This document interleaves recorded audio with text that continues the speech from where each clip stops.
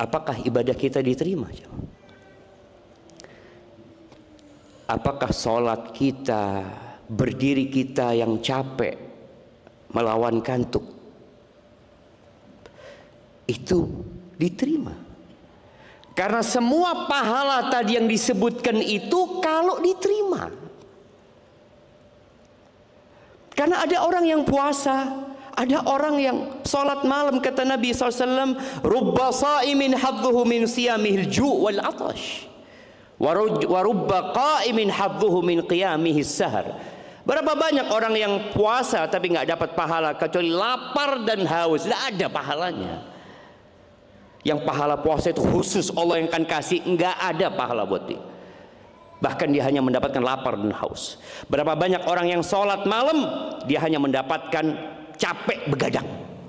Bas, pulang terawih, pulang sholat malam, nggak dapat pahala. Maka kita perlu di akhir Ramadan ini untuk bermuhasabah. Jangan-jangan tidak diterima lagi saja. Ahibati fillah, di surat Al-Mu'minun, surat Al-Mu'minun ini dimulai dengan qad aflahal mu'minun,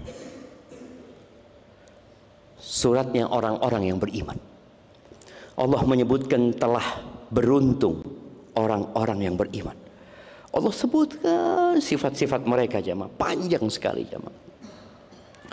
Di ayat 57 sampai 60 Allah Azza wa Jalla menyebutkan di antara kriteria mereka, kriteria tambahan ini, jemaah.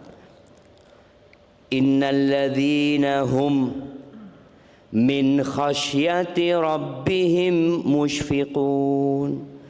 Mereka adalah orang-orang yang sangat takut sama Allah, jemaah. Dia tahu dengan kebesaran Allah. Dia tahu, Allah tahu ketika dia berbuat dosa. Allah ngelihat dosa dia satu persatu. Dia tahu bahwa dia berbuat dosa dengan nikmat yang Allah berikan. Iya, dia nggak akan bisa berbuat dosa kecuali dengan nikmat yang Allah berikan. Itu nikmat Allah turun, dosa kita diangkat. Jadi orang beriman itu takut sama Allah. Dia sangat cemas, ya. Walladzina hum biayati rabbihim yu'minun. Dia beriman dengan ayat-ayat Allah, dengan tanda-tanda kebesaran Allah. Beriman dengan tanda-tanda yang diciptakan Allah, dengan tanda-tanda yang Allah turunkan. Firman-Nya Al-Qur'anul Azim. Dia percaya. Maka kita ini ketika bulan Ramadan, kalau kita baca Quran sama artinya, kita akan lewat tuh ayat-ayat yang membuat kita takut. Ayat-ayat yang membuat kita semakin yakin sama Allah Subhanahu wa taala. Kemudian Allah katakan walladzina hum bi rabbihim la yusyrikun. Mereka tidak menyekutukan Allah dengan sesuatu apapun. Benar-benar hatinya bergantung sama Allah, bersandar sama Allah. Dia tidak minta kecuali sama Allah. Dia tidak bertawakal kecuali kepada Allah Azza wa Jalla. Dia ikhlas dalam beramal. Lalu Allah katakan walladzina yu'tuna ma atau wa qulubuhum wajilatun annahum ila rabbihim raji'un. Mereka adalah orang-orang yang terus memberi apa yang bisa mereka beri. Wa qulubuhum wajilah, dan hati mereka takut. Ini orang sudah baik takut. Annahum ila rabbihim raji'un. Kenapa kok mereka takut? Mereka yakin akan kembali kepada Allah. Jemaah rahimakumullah, kata Nabi alaihi salatu wassalam, ma minkum min ahadin illa sayukallimuhu rabbuhu laisa bainahu wa bainahu turjuman. Tidak ada satupun di antara kalian kecuali akan berbicara sama Allah. Allah akan ngajak ngomong tanpa ada penerjemah. Gak ada. Allah tahu kita beramal ikhlas atau tidak. Kita ingat dengan hadis 3 orang yang menjadi koreknya api neraka. Allah ngomong sama dia. Saya ngomong tuh sama tuh ustaz, sama tuh orang hafal Quran. Didatangkan orang ini, ditanyakan tentang nikmat-nikmat yang Allah berikan kepada dia. Lalu orang ini mengatakan, iya ya Allah, itu semua nikmat Engkau berikan kepada aku. Fama amilta biha. Kau pakai buat apa tuh nikmat? Kata orang ini, ta'allamtu fika wa 'allamtu an-nas wa qara'tu fika al-Qur'an. Dengan nikmat yang Kau berikan, aku belajar ya Allah, aku ngaji, aku datang ke kajian, aku menuntut ilmu, aku menghafalkan Al-Quran untuk mendapatkan keridhaan-Mu ya Allah, aku ajarkan ilmu kepada manusia untuk mendapatkan keridhaan-Mu ya Allah. Apa kata Allah? Kadzabta, bohong kau, bohong kau. Innama ta'allamta liyuqala alim wa qara'ta liyuqala qari. Engkau selama ini belajar hanya untuk mendapatkan gelar alim ulama, ustaz, dai, kiai. Engkau belajar untuk itu. Dan engkau menghafal Al-Quran hanya untuk mendapatkan gelaran Al-Qari. Fulan hafal Quran, fulan suaranya bagus kau jadi imam, waqad qil. Dan engkau sudah dapatkan itu, selesai udah. Makanya kenapa tuh orang-orang yang berbuat baik takut? Karena tahu, Allah tahu dengan apa yang dia lakukan dan untuk siapa dia berbuat. Kemudian bagaimana orang yang mati syahid, bagaimana orang yang dermawan ya. Ternyata semuanya bukan karena Allah Subhanahu wa taala. Jamaah rahimakumullah.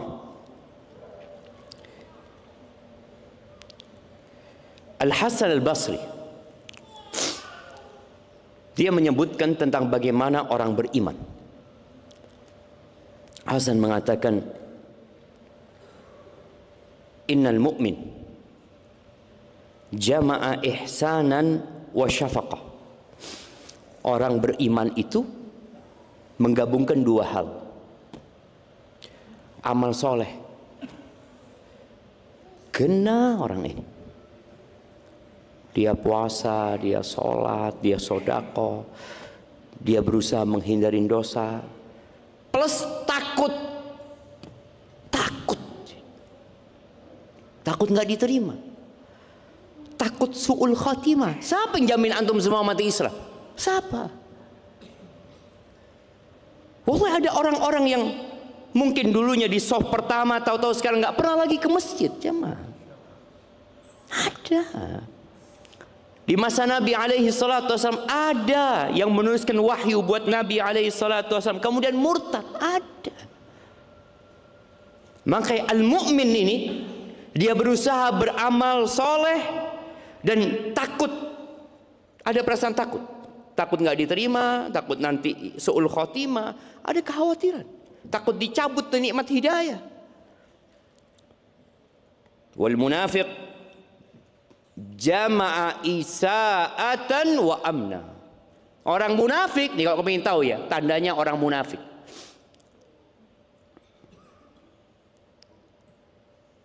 kira-kira ada nggak munafik di masjid kita ini?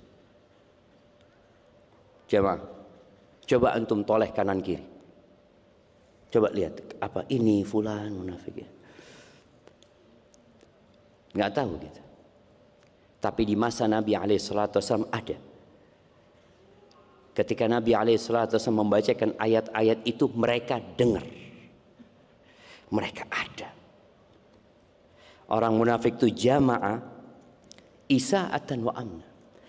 Wis amali ndak kena, merasa aman.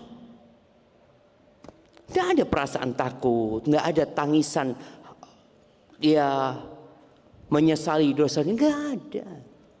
Jadi orang munafik ini tandanya dia itu sholatnya kurang, puasanya kurang, ngajinya kurang, tapi merasa wis kena, merasa kayak orang paling apik. Itu orang munafik. Sedangkan mukmin terus takut. Aisyah radhiyallahu taala anha ketika turun ayat tadi, mereka adalah orang beriman itu orang yang berbuat apa yang mereka lakukan, terus mereka takut.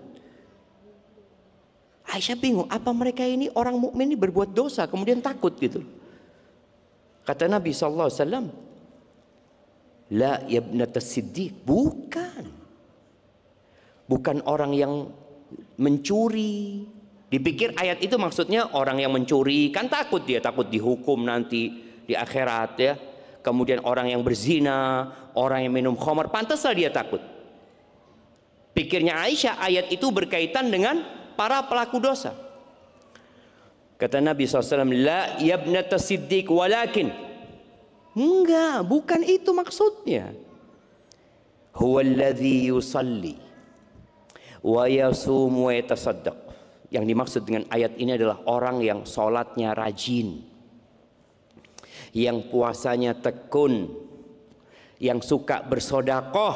Wahum yakhafun an la yutaqabbal minhum. Tapi mereka takut amalannya nggak diterima sama Allah. Ulaika yusari'una fil khair. Itu orang berlomba-lomba dalam kebaikan tapi takut. Ahibati fillah, Al-Imam Bukhari dalam kitab sahihnya, beliau menyebutkan sebuah bab yang judul babnya ini mengatakan babu khaufil mu'min an yahbita amaluhu wa huwa la yash'ur.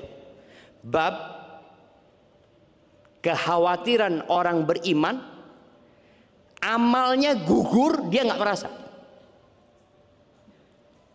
Kan kita sekarang beramal ya, sholat, puasa, kita beramal.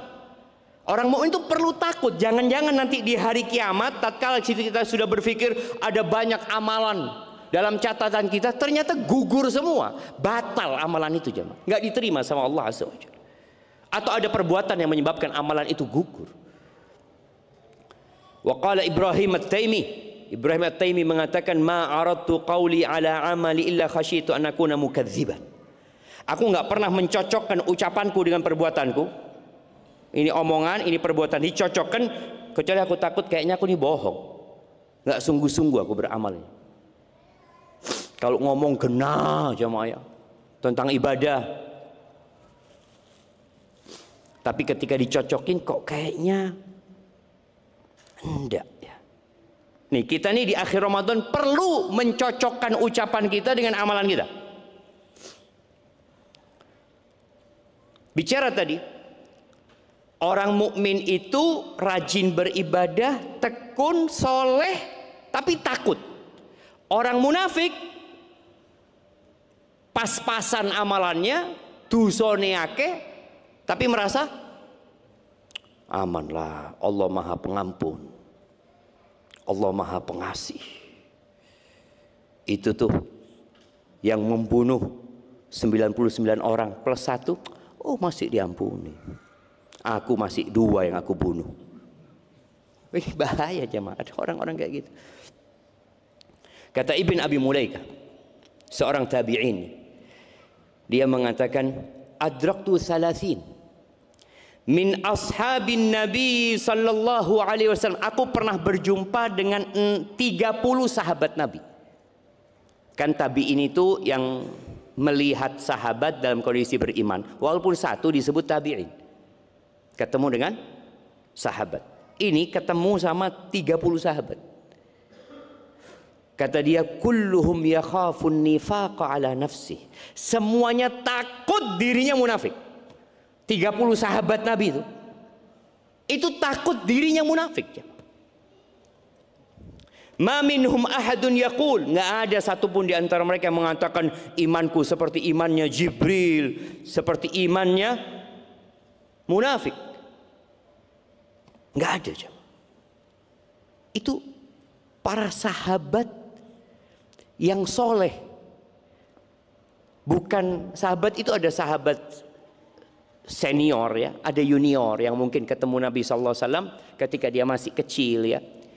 Kata Al-Hafidh Ibnu Hajar dalam kitabnya Fathul Bari menyebutkan siapa sih sahabat yang dijumpai sama Ibn Abi Mulaikah. Dia sebutkan Aisyah, istrinya Nabi SAW. Wa ukhtuha Asma, dan Asma binti Abu Bakar. Asma ini rajin ibadah, rajin sodakoh, sama Aisyah ini bersaing kalau urusan sodakoh. Aisyah ini puasanya puasa dahar. Dia puasa sepanjang tahun kecuali di hari-hari yang dilarang. Sodakohnya Aisyah apa aja dapat fulus dibagikan. Sampai pernah Aisyah ini dihajar sama keponakannya, sama Abdullah bin Zubair. Abdullah bin Zubair ini anaknya Asma. Karena dilihat bibinya ini kalau punya fulus pokoknya habis. Dihabisin buat sedekah. Ada Aisyah radhiyallahu anha. Kemudian Ummu Salamah yang dijumpain oleh Ibn Abi Mulaikah. Kemudian Abdullah bin Umar, Abdullah bin Amr ibn As, kemudian Abdullah bin Abbas radhiyallahu anhum. Siapa lagi? Abdullah bin Zubair. 4 sahabat yang namanya Abdullah. Jadi antum itu kalau ngasih nama anak jangan mikir cari nama yang tidak ada di Jember. Ya apa ya? Sudah banyak Abdullah, Ustaz. Iya, tidak apa-apa. Untuk membedakan kasih nama bapaknya, selesai. Abdullah bin Umar, Abdullah bin Abbas, Abdullah bin Zubair, Abdullah bin Amr, ada Abdullah bin Mas'ud, sahabat Nabi. Kemudian dia berjumpa dengan Abu Hurairah. 4 Abdullah ini semua meriwayatkan hadis banyak. Tambah lagi Abu Hurairah yang meriwayatkan hadis hampir 5.000 hadis Nabi SAW.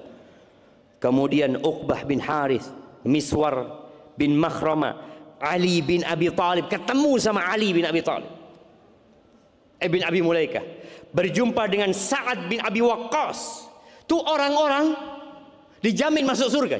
Ali bin Abi Talib, Sa'ad bin Abi Waqqas, istri-istri Nabi tadi akan jadi istri Nabi kelak di surga.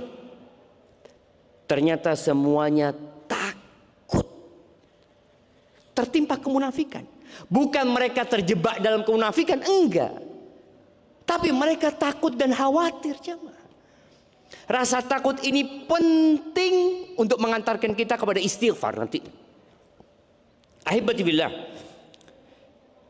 Kalau kita lihat Abu Bakar.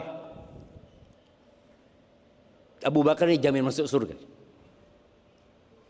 Bahkan Nabi SAW mengatakan, anta atiqullah fil ard. Engkau yang dibebaskan sama Allah dari api neraka. Abu Bakar. Tapi ketika dia mau mati, atau ketika dia sedang sendiri, Abu Bakar itu kadang-kala pegang lidahnya. Dia mengatakan, hadzal ladzi awradanil mawarid, kata dia. Ini nih lidahku ini yang akan memasukkan aku ke tempat-tempat kebinasaan, kata dia. Bahkan ketika dia mau meninggal dunia mengatakan, ya laitani uqdim ala rabbi kifafan lali wala alayya. Aku berharap kalau aku ketemu sama Allah itu impas, kata dia. Tidak dosa dan tidak pahala, nggak apa-apa sudah. Bayangkan orang kayak Abu Bakar takut ya. Sebagian kita kadang-kala kalau duduk itu mulai mengingat kebaikan-kebaikan dia. Oh, saya sudah umroh, saya sudah haji, saya sudah sedekah, saya sudah bangun masjid, saya sudah bangunkan rumah buat janda, saya memberikan santunan. Subhanallah, ini Abu Bakar dia berpikir kalau impas aku sudah cukup, kata dia. Itu karena takutnya dia kepada Allah Azza wa Jalla. Umar bin Khattab radhiyallahu taala anhu, yang kalau setan lewat itu bukan setan lewat, kalau Umar lewat, setan itu cari jalan lain yang dia dijamin masuk surga. Plus sudah ada istananya di surga, punya Umar bin Khattab. Nabi SAW bermimpi, beliau mengatakan, aku bermimpi masuk surga, aku melihat istana yang warnanya putih gitu. Ada perempuan di sana atau ada orang di sana. Nabi tanya SAW, Liman hadzal qasr, katanya. Punya siapa istana ini? Kata punyanya Umar, kata dia. Itu Nabi SAW langsung pergi karena tahu Umar ini pencemburu.